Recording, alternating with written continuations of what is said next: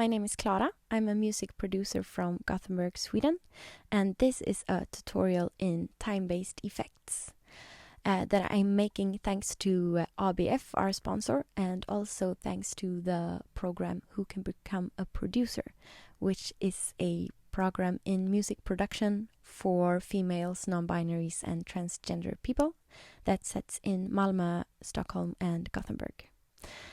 Time-based effects, that's most commonly reverbs and delays, and there's a lot of types of reverbs and delays, and I'm going to show you some of them and how to apply them into your mix or into your production in a fun and creative way. So let's start. I'm going to start to talk about delay. Now, delay is a function that delays the audio in different ways. You can think of it as an echo or just a way to play with different rhythms. Delay can be used on many ways. It can also be like shorter delays that just works as making a overdub or something like that, or just making a greater depth into the sound. And it can also be super rhythmic, and it can be like panned, and it can create really interesting harmonies also. So I'm going to show you on these toms that I have here. They sound a bit dull, but I want to make them a bit more interesting with delay. Yeah. I have prepared on both tracks a plugin. That's a delay plugin.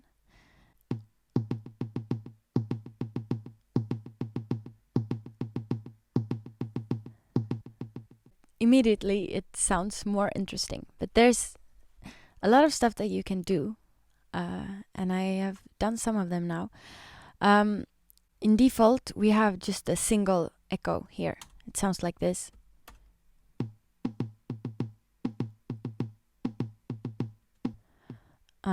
And you can choose how long you want it to be.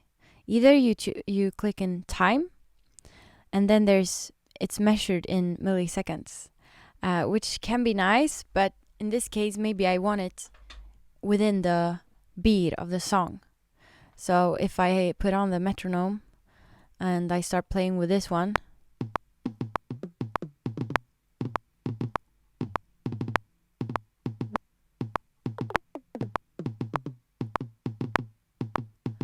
it's fun, but it's not tight. So if I want it to the beat of the song, I'm going to choose note. And then I can choose if I want 16th or 8th or 4th notes or half notes or whole, or even faster than that. So if I choose 8ths,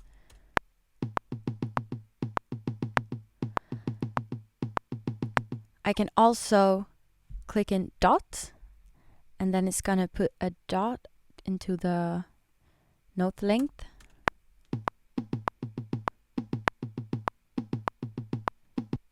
Or triplet.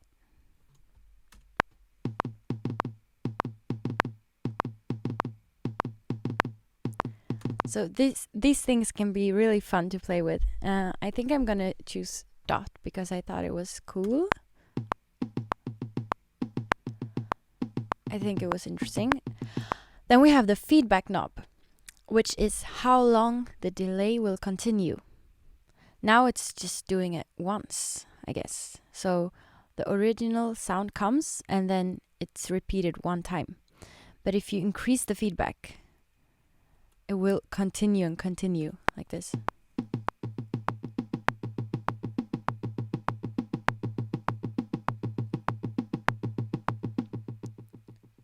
And if you put it to the max, I think it will be forever. It will just be louder and louder because it adds up more and more. So these are some things that you can play with. Maybe we can put it somewhere here.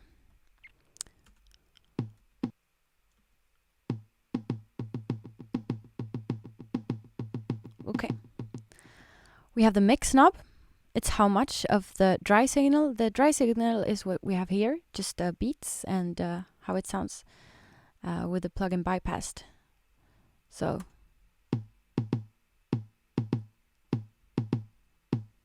now that we put it on, it's still the same because it's totally dry. And then we mix it in more and more. Now it's just the delay signal that we hear. We can also use these knobs. It can be really cool. We can filter the EQ of the sound. This is low cut, so we can cut away some bass from the delay tail, not from the original sound. Or high cut it. Now it's really filtered, but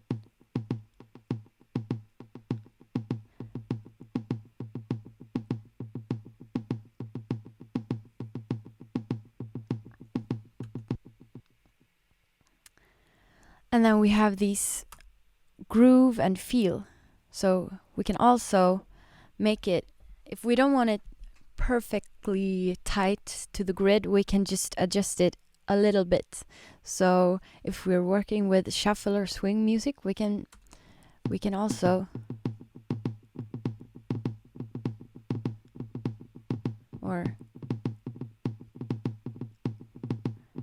which can be fun, and you can also make it a bit dragging in the tempo or rushing. If you want to make it not entirely perfect, maybe just a bit off, it can be really cool. And there's also some different functions here, different modes for the delay, and they can be really fun. So this is just the most basic one, the single echo. Then we have the dual echo. So then we have two different. So we can have one that's on a fourth and one that's on an eighth. So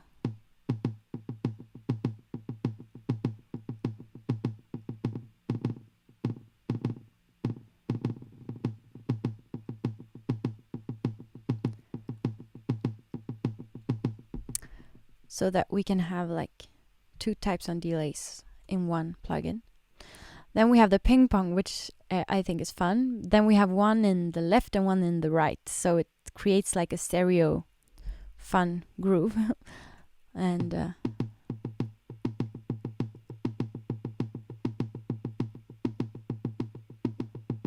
so it will work in stereo. And then we have the rhythm echo,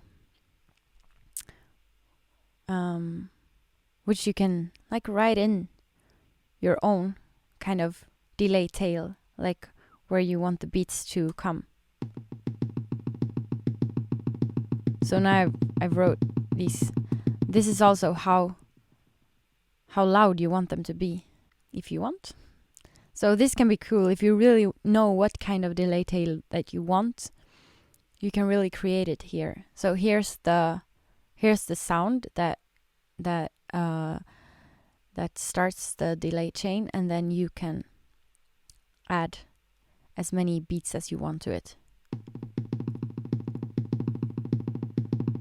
Or you can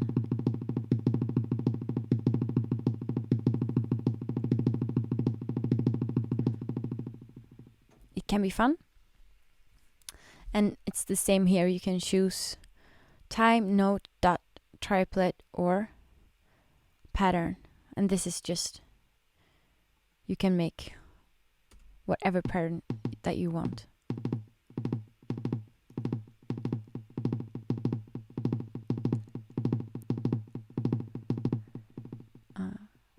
Which can be really fun if you know exactly what you want. But I'm gonna stick to the ping pong because it's my favorite.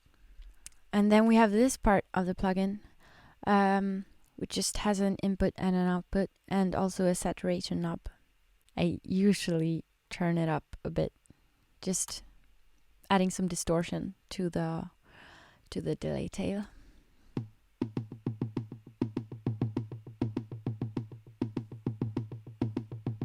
gets a bit more interesting. And then you can also choose the style of we have like different classic types of delays. That was in the beginning probably some hardware thing, like from a tape recorder when you made the delays in your tape recorder. So here's a studio tape and a master tape. Space Echo, it's like a big box. That was like an effect box that you had back in the days, and then it's the tube tape, a cheap tape, and there's a lot of different sounds of the delay that you can choose. Actually, super many. But if you try, for example, this one,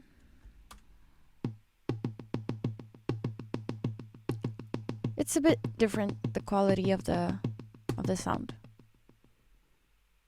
So it can be fun, but I'm gonna take the studio tape.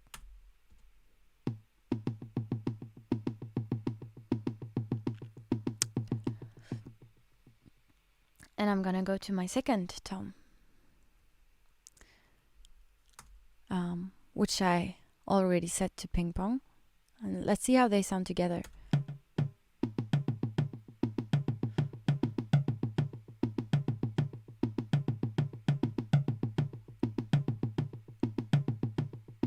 Okay, this is fun. So this is a way to play with delay in a kind of rhythmical context, because you want the rhythms to be a bit more interesting. Like, compare this to this.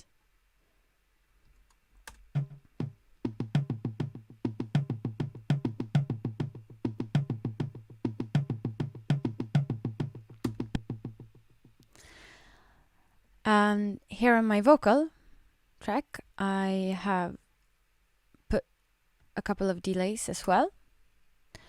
The first thing that I have here, it's also kind of a rhythmical delay, which can be fun on the vocal track also. Maybe you want it as a effect that's really supposed to be heard, or maybe you want it just in the background, so that it just melts in, but it creates maybe like an atmosphere or something. But this is more of a rhythmical delay. If I should lose you, the stars would fall from the sky. If I should lose you. This type of delay, I would probably go in and automate. So I'm gonna do that. I'm gonna make so that maybe when the vocal sings, it might be just quite dry, and then maybe in a pause I can pull it up a bit, so we just hear the delay tail a bit, and then pull it down, and just like when it fits the song, I'm just pushing it up a bit, the delay tail. But if you want to automate something in real time, like by dragging a knob, you can either choose touch or latch, and I think I'm gonna choose latch. I won't go into why right now, but I think that's a good way to do it. And then I'm just gonna play it and drag the knob, and then it will be written as an automation in the track. If I should lose you, the stars would fall from the sky. If I should lose you. Maybe something like that. I don't know if it's like the perfect thing to do with this vocal track, but I'm just gonna show you. So if I go into my automation here, which you can do if you click this button, I can see my Echo Boy mix here. Sorry. And then it's written. That was the way that I did it. If I should lose you, the stars would fall from the sky. If I should lose you. Yeah. a really common type of delay that is used on vocals is a slap delay. And I've actually not put the slap delay on the track here, but I've put it on a bus, which I have here. And this is a tape delay plugin that I've used for this. It looks like this, but it has a delay function here. And this is milliseconds. So you can also press sync and then you will get it in the rhythm of the song. But for slap delays, I don't usually do it like that. I usually go for milliseconds. And it depends on the song how fast it is, how many seconds you want. But to get a good slap delay somewhere around 100, 110, or you just have to listen what fits. But for this one, I'm going to try 110. And since I'm on a bus, I have like the mix entirely wet. And then I just mix the send that I have here a bit into the bus instead. And this one also has a saturation knob that I've, of course, turned up. But let's just listen and see. If I should lose you, the stars would fall from the sky. So this almost sounds like we are two people singing instead of one, which can be really nice. It's like an overdub effect. Or if you turn it down even more, maybe you'll get more of that. If I should lose you, the stars would fall from the sky. And if we mix that in a bit less, maybe it can sound really good. If I should lose you, the stars would fall from the sky. If I should lose you. And if we make it a bit longer. If I should lose you, the stars would fall from the sky. That can be really useful when mixing. Now I'm gonna talk about reverb. Now reverb is like a kind of delay, but it's basically millions of small delay tails working on the same time so that it creates a kind of a big, spacious, a more diffuse kind of feeling. And of course there's a lot of types of reverbs. There's long ones, there's short ones, small ones, rich ones, dark and bright. And many reverbs are trying to imitate different rooms or different halls or different places or spaces that you can be.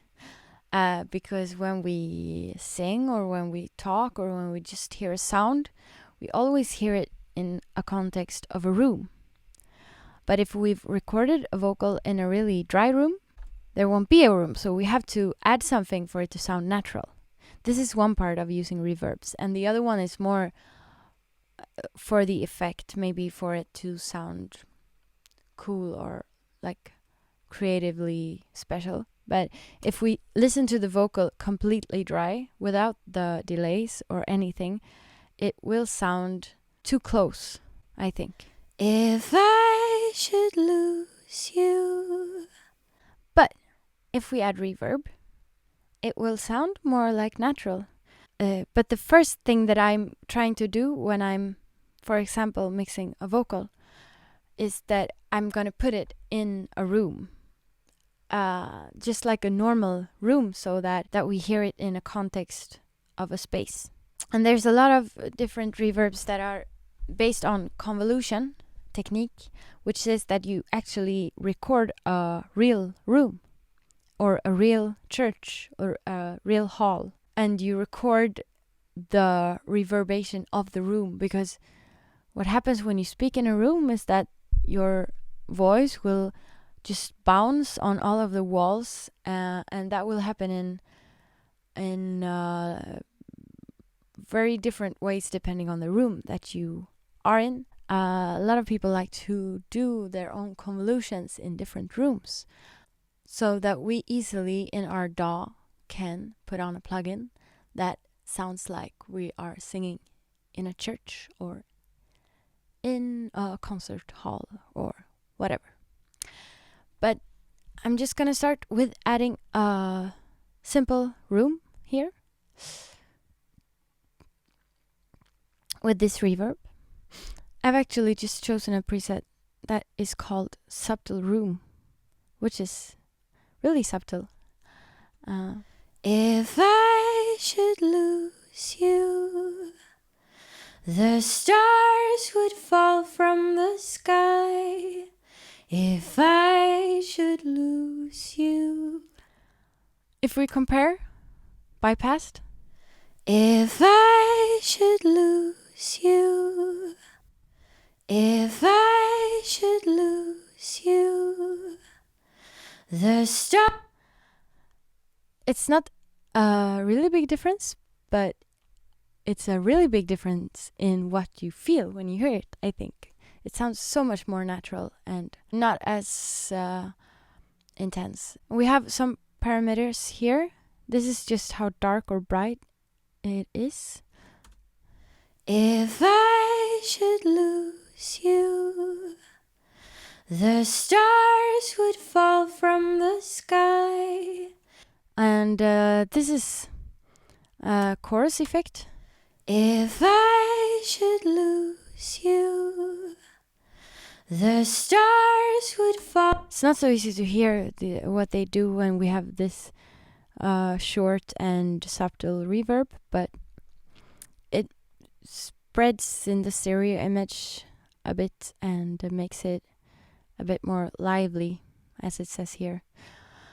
But I'm gonna keep it down on this one. And then we have the close far, and I guess that's how big the room is, how far you are from the wall. And this one is how big the room is. If I should lose you, the stars would fall from the sky. If I should lose you, the leaves would wither and die. And then we have the decay rate, and this is how fast the tail rings out. If I should lose you, the stars would fall from the sky. If I should lose you. And then we have the stereo with how wide it is.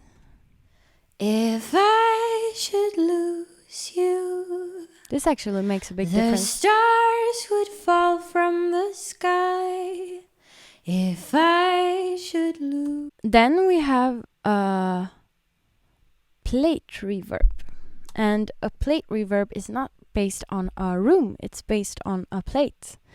A big metal plate that we send impulses, electrical impulses through, and it starts vibrating with the sound, and it creates a reverb effect. And this was used back in the days, like big physical plates, and now they've made them into plugins, of course. So this is one plate reverb. If I should lose you, the stars would fall from the sky. If I should lose. So it doesn't have so many parameters, but this one is how long the tail is. If I should lose you, the stars would fall from the sky. If I should lose you. And then we have a low cut knob that you just can cut away the bass frequencies, which can be super nice when adding reverb on a vocal. If I should lose you. I really like this one, the eternal function here that it just goes on forever. If I should lose you, the stars would fall from the sky. It just adds up. If I should lose you. I don't know, I've never used it, but I just think it's fun. The last reverb that I have on my vocal is hall reverb. And I've just chosen this preset that's called Concert Hall. It's the first one, and set the decay rate quite long. And the decay rate is, as I said before, how long it takes before the reverb tail rings out. And on this reverb, we also have a knob that's called pre-delay, which is how long it takes for the first bounce to come. So it gives us an impression of how far away the vocal is.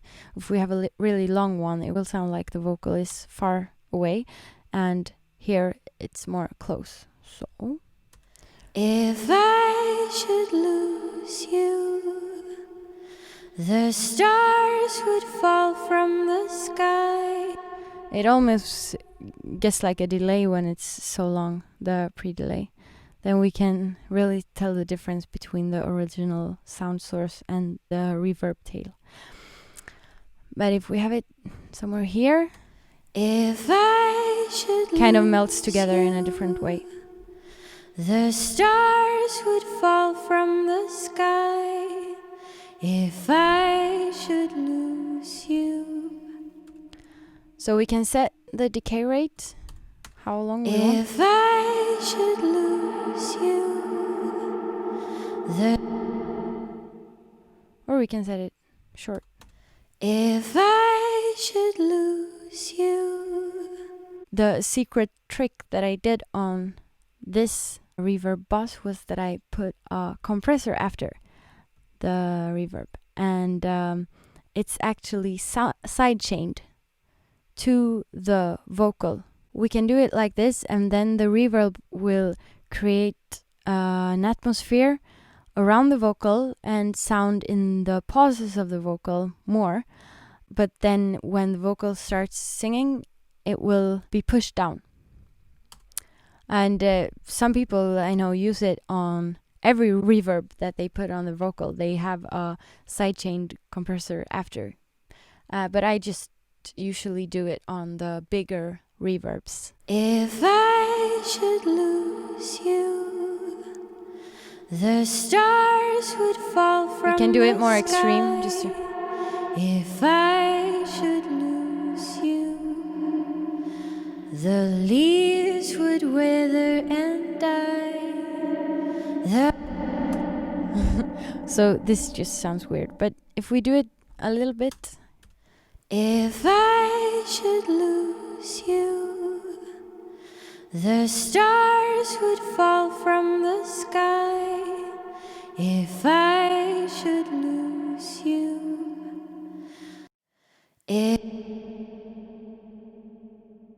Most of the reverbs that I am using right now, they have kind of a EQ built in. This one has a graphic EQ, so I'm going to show it. That way you can EQ inside the reverb. But I think it can be a bit unreliable to do that. I don't know why. I think it's probably not, but I just prefer to do, if I want to do something with EQ, I do it after in a separate plugin. So I'm just doing it in another EQ if I want, for example, to EQ my room reverb. If I should lose you, the stars would fall from the sky. Now, I think it sounds good, so I don't know. If I should lose you, maybe brighten it up a bit. The leaves would wither and die. The birds in Maytime. I don't want to do like that, but just so you hear. So yeah, let's see how it sounds with all of the reverbs and the delays together. If I should lose you, the stars would fall from the sky. If I should lose you, The leaves would wither and die. And then we have the percussion. You can hear reverb in a different way on like percussive sounds. So I'm gonna show you some reverb that I put on my toms. Now they're just still with a delay here. But if we put on,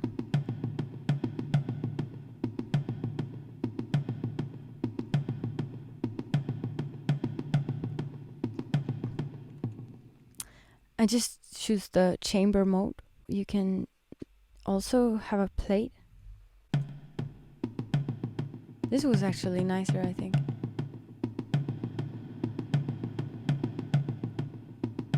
And the rim shot that I have here, I just put on a plate on that.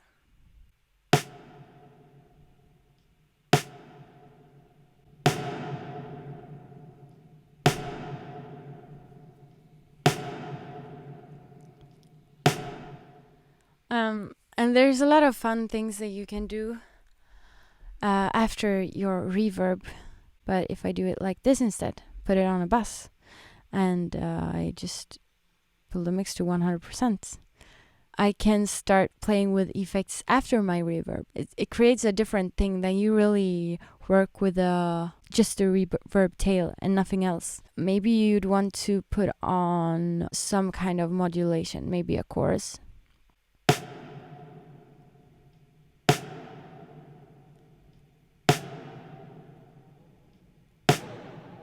Can be fun.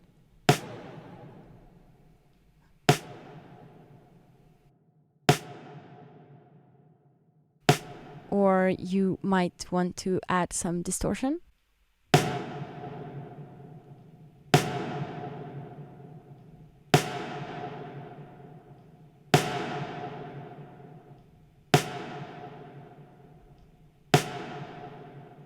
Or maybe some kind of phaser.